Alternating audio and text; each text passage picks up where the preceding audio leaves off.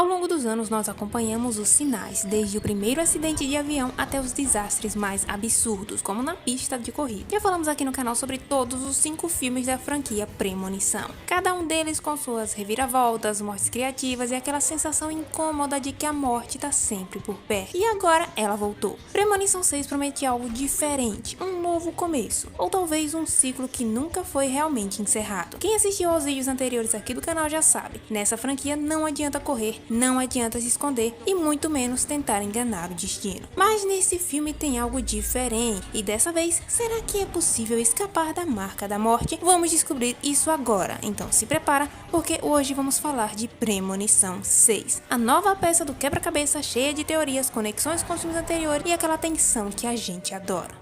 Porque essa parada é muita doideira. Caralho!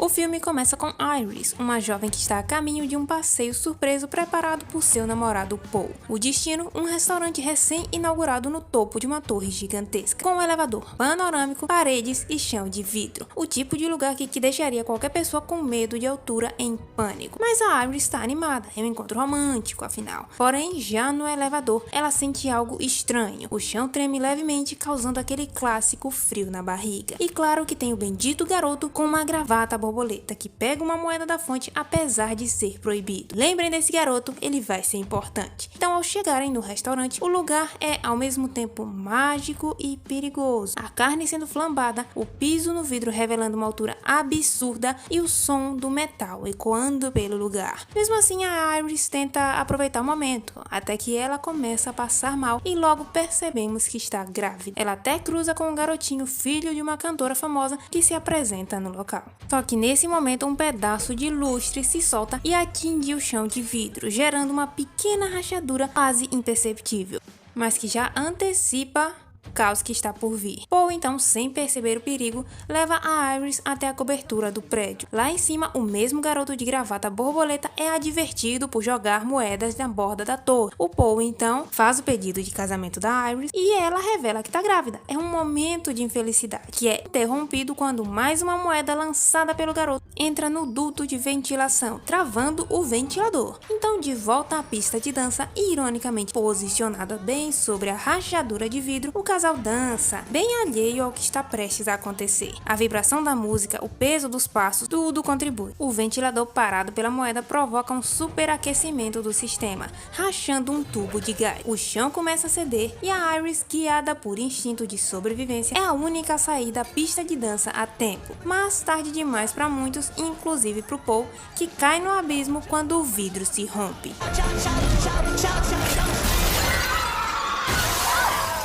O caos começa, fogo se espalha, o gás vaza e causa explosões. A cantora famosa mãe do garotinho é uma das vítimas. A tentativa de fuga pelas escadas falha, pois a escada desmorona com o peso das pessoas. A torre inteira começa a pender para um lado, rachando ao meio. E um piano que está dentro da torre cai e acerta em cheio o garoto da gravata borboleta, devolvendo ironicamente a moeda que jamais deveria ter sido tirada para a fonte dela. E no final, a Iris encontra o garotinho órfão e tenta salvá-lo. Os dois ficam pendurados no que restou da estrutura e ela segura firme usando a aliança que o Paul havia lhe dado. Só que o peso é demais, a pele do dedo dela se rasga com o anel e ela perde a força, os dois caem juntos para o trágico fim.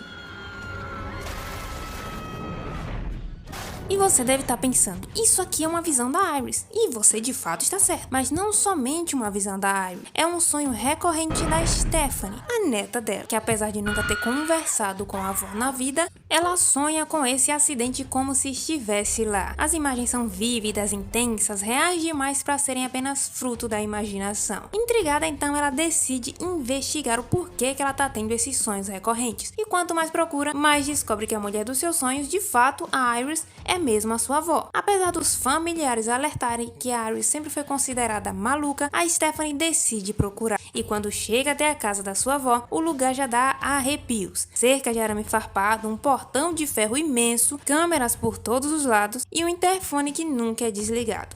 E assim que ouve a voz da Stephanie, a Iris já fala com firmeza para ela deixar qualquer objeto cortante ou metálico do lado de fora. Estranho, sim, mas a Stephanie aceita mesmo sem entender o porquê. E ao entrar, encontra uma senhora paranoica, desconfiada e claramente marcada por algo traumatizante. A Iris vai direto ao ponto. Por que a Stephanie tá ali e tudo mais? E quando a Stephanie fala dos sonhos, ela é bem categórica. Isso não é um sonho, é a minha premonição. Ela conta que teve uma visão nos anos 60, assim como as outras pessoas da franquia. A Iris viu o que ia acontecer antes que acontecesse. E quando percebeu os sinais, entrou em pânico. Pegou a moeda do garoto, impediu o fogo que da carne que estava sendo flambada lá e fez todos saírem da pista de dança. Ela salvou dezenas de vidas naquele dia. Só que, claro, isso teve um preço. A morte não gosta de ser enganada. E segundo a Iris, depois que impediu a tragédia, a morte começou a buscar todos que sobreviveram ao que deveria tê-los matado. Só que o tempo passou, essas pessoas acabaram tendo filhos, famílias se formaram e essas famílias também não deveriam existir. Então a morte quer todos eles de volta, um por um.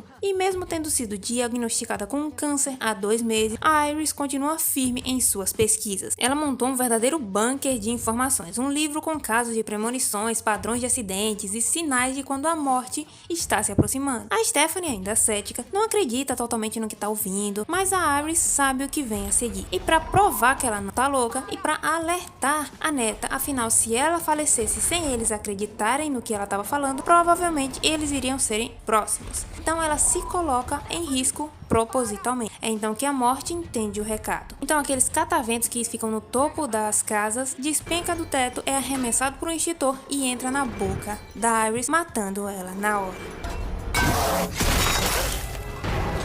Então, com o falecimento da avó, toda a estrutura familiar da Stephanie começa a velar ali um pouquinho melhor. Sabemos que a Iris teve 2 filhos. O Howard, que é casado com a Brenda e é pai de 3 filhos. O Eric, o mais velho, a Julia, a do meio, e o Bob, o mais novo. E também a filha mais nova da Iris, a Darlene, a mãe da Stephanie e do seu irmão, Charles. A Darlene havia abandonado os filhos quando eles ainda eram pequenos, mas decide aparecer de forma meio desconcertada ali no funeral da mãe, criando aquele clima tenso entre os membros da família, mas pelo lado da Stephanie, que ainda guarda mágoas da mãe. E o que é bom depois de um funeral? Um churrasco em família, claro. Eu tenho a impressão que eles estavam comemorando o falecimento da velha. E aqui é um verdadeiro deleite pra morte. Temos os irmãos preparando bebidas quando um caco de vidro cai no gelo, temos o Eric montando uma churrasqueira quase explodindo o lugar e o pobre Bob quase comendo cookies de amendoim, que ele é alérgico, e um forcado embaixo da cama elástica, que por sinal tá se rasgando enquanto as pessoas pulam nela. Isso tudo enquanto a Stephanie dá uma olhada no bendito livro da Iris e recebe um sinal quando um quadro quebra e ela percebe o caco de vidro. E aquela sensação volta, aquele arrepio na espinha, e ela decide correr para a casa dos tios. E aqui começa o processo. A cama elástica rasga, o Bob cai, chama a atenção de todos, que distrai a Julia, que derruba a torre de blocos, que derruba um copo que tinha o caco de vidro que foi quebrado antes. E então o Howard pisa no caco de vidro, o forcado aciona o cortador de grama, que destroça a cabeça dele.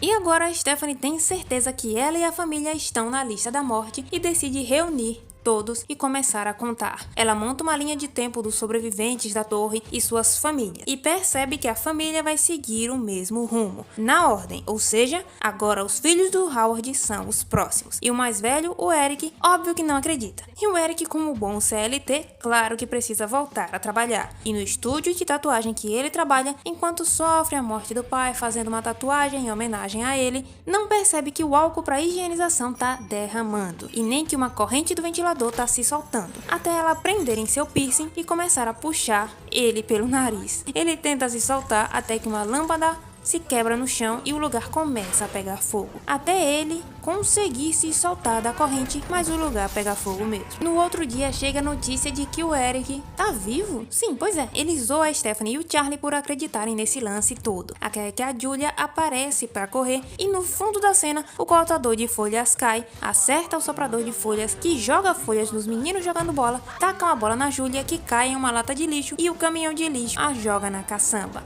O irmão e os primos tentam fazer o caminhão parar, mas não dá tempo. Ele começa a triturar o lixo e faz a Julia ser esmagada lá dentro. E agora, de verdade, quem não acreditava, acreditou, a teoria é real. Eles decidem então procurar um contato que estava no livro da Iris, um tal de JB. E quem é esse JB? É o nosso queridíssimo William John Bloodworth. Sim, o nosso querido William Bloodworth, que nos é revelado ser aquele garotinho do restaurante. E o enigmático apenas diz que tem duas maneiras de escapar da morte: matando alguém e recebendo o tempo de vida de uma pessoa, ou morrer e voltar à vida, assim escapando da lista da morte, como a Kimberly no segundo filme. E claro, ele se despede da sua forma enigmática, desejando a todos os jovens boa sorte. Os jovens então escutam isso e o Eric tem uma ideia: matar o Bob. Simples assim. Eles se escondem e montam um plano. Usariam a alergia do Bob para matá-lo por apenas alguns segundos e depois revivê-lo, o que é bem propício, já que eles estão em um hospital, né? Eles foram buscar o William Bloodworth em um hospital que por acaso também tem o crotério. Eles entram então em uma sala de ressonância magnética que a máquina liga sem querer. Pegam o amendoim na máquina de doces com uma mola defeituosa, além de uma cadeira de rodas. Tiram a adrenalina do Bob e ele come o amendoim. Segundos depois ele começa a faltar ar e a cara dele começa a inchar, o desespero bate e a máquina sobrecarregando. Ela começa a puxar tudo que é metal, começa a puxar os piercings do Eric, do peito, do nariz, até daquela região que, sinceramente, Eric, que ideia de Jerico botar um piercing bem aí. Ele então começa a puxar também a cadeira de rodas e empurrar o Eric contra a máquina, fazendo a cadeira atravessar ele e dobrar o pobre do Eric ao meio. Isso tudo dentro da máquina. O Bob então vê aquela situação, mas ele tá quase morrendo também. Corre para pegar a epinefrina, né, que ajudaria a alergia a cessar, e assim que volta a respirar, a mola da máquina de doces se solta, é atraída pela máquina e perfura a cabeça do Bob. Dois irmãos numa cajadada só. E agora, sem mais opções, é a vez da Darlene, a mãe da Stephanie, depois da Stephanie e por último do pobre Charlie. Então eles têm uma ideia maluca e de volta à cabana da Iris para tentar ficarem vivos lá. Como eles estão sem a chave, precisam atravessar o portão da marra, quebrando ele. Mas essa brincadeira, o cinto da Stephanie acaba quebrando, faíscas de lâmpadas quebradas pegam nas folhas da calha e graças ao gás que está vazando na casa por conta de um jarro que meio que cai no fogão, na verdade, a casa simplesmente explode, queima a Darlene e arremessa o carro em um pequeno laguinho perto da casa. E a Stephanie, que estava presa, começa a se afogar. O Charlie fica preso, mas a Darlene, que ainda está viva, consegue soltar o filho. E claro, morre segundos depois, esmagada. O Charlie tenta salvar a irmã, que está quase partindo dessa, e com muito esforço consegue cortar o cinto e ressuscitar a Stephanie, quebrando assim a lista da morte. Os dois irmãos então saem dali, obviamente traumatizados, e voltam para casa do pai. Mas em um dia que estavam a Stephanie e o Charlie juntos, aquela maldita moeda foi parar nas mãos de uma senhorinha momentos antes no filme, acaba caindo e rolando, parando em um trilho de trem. A maldita moeda. E nesse exato momento, um médico manda que a Stephanie tecnicamente estava morta no momento do afogamento. Então eles não burlaram a morte. E claro que a morte só se toca quando alguém repete isso em voz alta. O trem bate na moeda, descarrilha ele e quase atinge os dois irmãos, que se salvam. Aliás, se salvariam se não fossem as malditas toras de madeira que caem em cima dos dois irmãos e esmagam os dois. Primeiro a Stephanie, depois o Charlie. Se fosse só pelo título, Laços de Sangue, ninguém apostaria que esse filme seria bom. É genérico, né? Parece nome de, sei lá, um filme de terror qualquer. Mas, cara, esse filme tem a cara de premonição. E eu vou dizer, eu curti muito. A primeira parte, ambientada nos anos 60, me pegou de jeito. Sério. Eu acho que aquilo ali daria um filme inteiro sozinho. E olha que eu não curto muito prequels, mas essa me deixou realmente interessada. E vamos falar da Iris. Sinceramente, uma das visionárias mais incríveis franquia. Filha da mãe. A mulher sobreviveu por décadas depois da visão e ainda conseguia detectar os sinais sutis da morte. Ela estudava, se preparava, tentava entender os padrões. Tinha paranoia? Sim, mas totalmente justificada. Apesar da premonição não ser minha franquia de terror favorita, eu gosto muito de como os filmes conseguem transmitir esse clima de tensão constante. Dá pra apostar que você também ficou morrendo de medo nos pequenos detalhes depois de assistir. Uma moeda, um ventilador, um extintor, qualquer coisa vira ameaça. E esse filme faz isso muito bem. Os acidentes continuam com aquele toque exagerado, bem coreografado, mas funcionam. Mesmo com o uso mais evidente do CGI, o caos é bem orquestrado e entrega a adrenalina que a gente espera da franquia. Outro ponto que me surpreendeu também foi a dinâmica familiar. Eu amei essa ideia de os alvos da morte não estarem conectados por ordem de sobrevivência, mas por laços de sangue, literalmente. Nunca pensei que iriam meter isso em uma linhagem inteira marcada e conseguir fazer funcionar, mas conseguiram. A família tem química, tem conflito e mesmo que tudo aconteça rápido, as relações são bem incríveis e interessantes. Agora o meu problema com esse filme é uma personagem específica, a Stephanie. A atriz não é ruim, longe disso, e pelo menos não tem aquela cara de nada a declarar do Nick do quarto filme. Mas vamos ser honestos, ela não chega aos pés dos protagonistas clássicos como a Alex, a Wendy ou até mesmo a Kimberly. A Stephanie até tenta, tem seus momentos, mas a verdadeira protagonista emocional e narrativa aqui é a Iris, sem discussão. A personagem carrega o filme nas costas mesmo não estando vivo o tempo todo. E a partir do momento que a Iris impediu a tragédia nos anos 60, a morte não só marcou os sobreviventes originais como qualquer descendente que só nasceu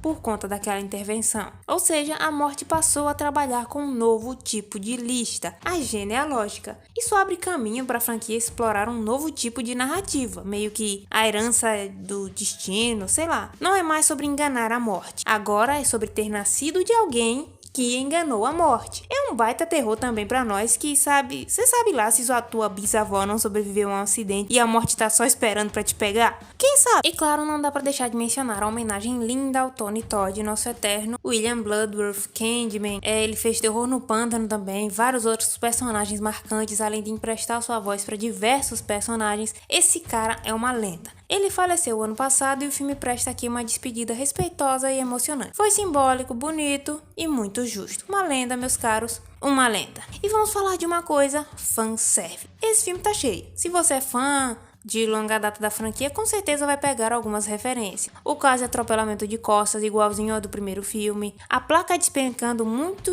no estilo Mackenzie do terceiro filme. O afogamento, que lembra também o segundo filme. As toras de madeira na estrada. Outra referência direta ao clássico, da Rota 23 em Premonição 2. E claro, a citação da própria Kimberly. Mas cadê a Kimberly, gente? Sério, custava nada colocar ela aqui. Eles afirmam no próprio filme que ela sobreviveu. Seria um ótimo momento para trazê-la de volta, ainda mais com essa ideia de linhagem e sobreviventes. Perderam uma baita oportunidade de criar uma conexão direta com o coração da franquia. Mas apesar disso tudo, eu curti Premonição 6. Mesmo com alguns probleminhas aqui ou ali, com piadas às vezes fora de tom, e o descaso com o livro das regras da morte que é mencionado mas pouco explorado, o filme consegue entregar o clima de tensão e aquele medo constante de que tudo à sua volta pode te matar. O visual também se diferencia dos outros filmes, dá pra perceber uma preocupação maior com a estética, o design de produção, os detalhes da morte. Tem uma identidade própria, mas eu acredito que ainda respeite o espírito da franquia. Apesar de não ter aquela fotografia anos 2000 que eu curtia, mas ainda assim o filme é bem bonito. E olha só, o filme foi um sucesso de bilheteria